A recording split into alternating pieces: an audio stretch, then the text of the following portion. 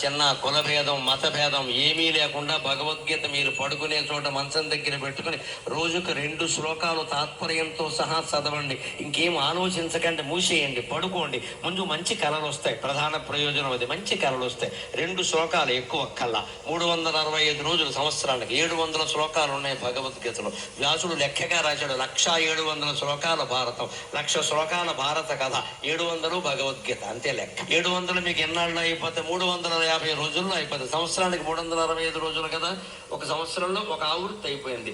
ఇలా 5 సంవత్సరాలు వరుసగా చదివితే భగవద్గీతలో కృష్ణుడు ఆశించిన గొప్ప శిష్యులందరూ మరణించే తయారవుతారు. రోజు చదువుతూ ఉంటే మనస్సు కొంతమైనా ఎక్కదండి, అనిపించదా?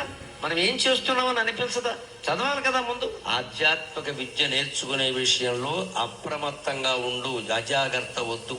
ఆడ మగ పెద్ద చిన్న కులభేదం మతభేదం ఏమీ లేకుండా భగవద్గీత మీరు పడుకునే చోట మంచం దగ్గర పెట్టుకుని రోజుకు 2 శ్లోకాలు తాత్పర్యంతో సహా చదవండి. ఇంకేం ఆలోచించకండి, మూసేయండి, పడుకోండి. ముందు మంచి కళలు వస్తాయి. ప్రధాన ప్రయోజనం అది, మంచి కళలు వస్తాయి. 2 శ్లోకాలు ఎక్కువ కల్లా 365 రోజులు సంవత్సరానికి 700 శ్లోకాలు ఉన్నాయి భగవద్గీతలో. వ్యాసుడు లెక్కగా రాశాడు 1700 శ్లోకాల భారతం, 1,00,000 శ్లోకాల భారత కథ, 700 భగవద్గీత, అంతే లెక్క. 700 మీకు ఎన్నాళ్ళు అయిపోతే 350 రోజుల్లో అయిపోతుంది. సంవత్సరానికి 365 రోజులు కదా, ఒక సంవత్సరంలో ఒక ఆవృత్తి అయిపోయింది. ఇలా 5 సంవత్సరాలు వరుసగా చదివితే భగవద్గీతలో కృష్ణుడు ఆశించిన గొప్ప శిష్యులందరూ మరణించే తయారవుతారు.